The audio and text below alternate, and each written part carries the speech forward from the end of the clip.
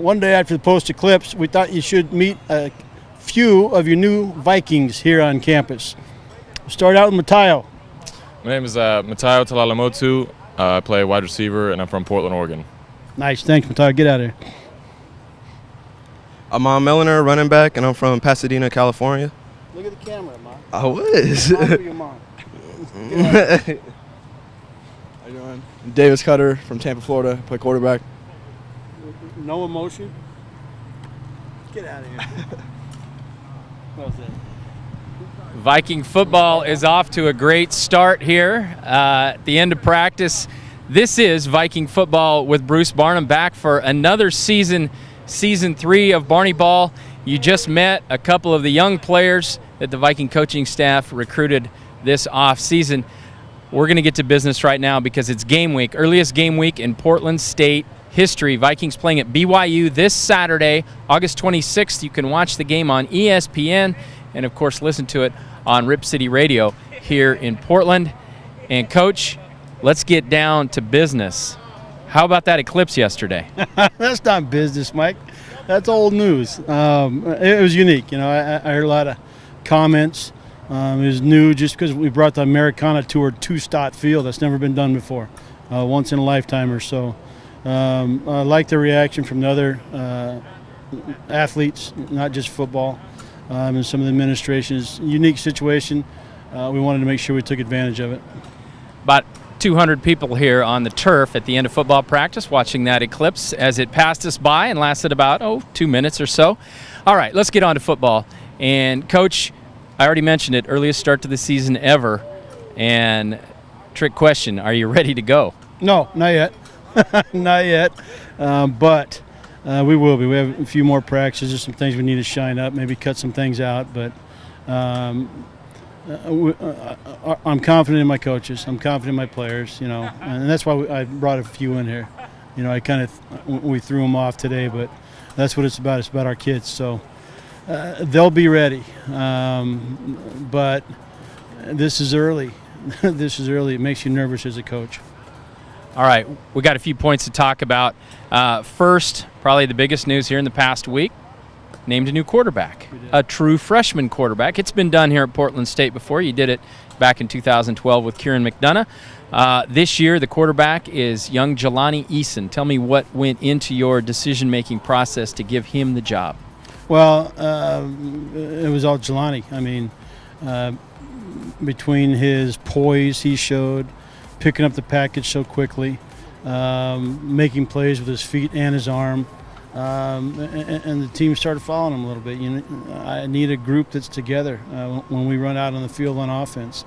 So he's a very talented young man. I didn't think he was going to be ready this quick, but he proved me wrong.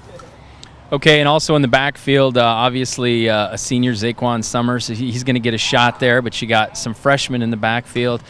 Jason Talley, I know you're going to take another freshman, Antoine Williams, on the trip, and a few other guys. So really kind of a makeover there in the backfield. It is. You know, we'll show our youth a little bit, but you just said two names at that position, not Zaquan. Zaquan's proven himself. But Jason Talley and a Turbo, you talk about yin and yang. I mean, one's big, going to knock you down. The other one's probably going to run by you. So running back by committee, and we can't get the one package. I can't get the whoof. You know, there he is. He does it all. So we piece it together and make sure they're in the right situations. Okay, now let's talk a little bit about the defense. Obviously, some growing pains last year. Multiple injuries really brought the defense down, made it tough, played a lot of young guys. How are things coming together this year? Obviously, a few of those young guys now got some experience, but still a pretty young group. They are young, Mike, freshmen, sophomores, but they're seasoned a little bit. We took some hits last year. The scoreboard wasn't where we wanted it as much, but the fight and the drive, and now seeing them a year older, you know, and coming out of our weight room, and what we're doing now defensively, not a lot, but a little change up from last year. They've been at times dominant on the practice field. So see what happens when they face a little adversity, you know, when it's for real. But I'm excited to watch them this year.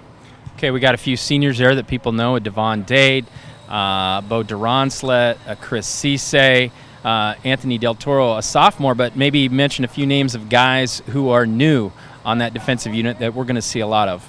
Well, and you just named not only good football players, but also two of the leaders over there. Devon Dade and Bo were just elected captains, so they bring the experience, the football, the athletic ability, but their team just showed them that the leadership is there too with them. So that's the piece they're going to have to add to that group when they face the adversity. Okay, this week's opponent, BYU, the BYU Cougars. Portland State has never faced this program before. BYU last year 9-4, Poinsettia Bowl winners over Wyoming, renowned for their defense. Had a tremendous defensive unit last year and returned several of their top players. It's going to be a tough start for a freshman quarterback, for a relatively new backfield. How do you face up to a tough defense like that? Well, as far as a quarterback, Mike, he's going to have two of the fastest games he's ever seen as a student athlete. I think that's going to be glass half full in the end. I think now after that, when we get into the FCS level, the game's going to slow down for him, and we'll see dividends from the next two college football Saturdays. But BYU is a dominant football team. They always have been. I was able to meet Lavelle Edwards, a legendary coach there, and in fact, he hit me so hard in my right arm, I'll never forget it. But they've built a program there that lasts through time, and we're going to go make a run at it. But I'm excited for our guys, play somebody different, and the pageantry of college football Saturday at that level is unique.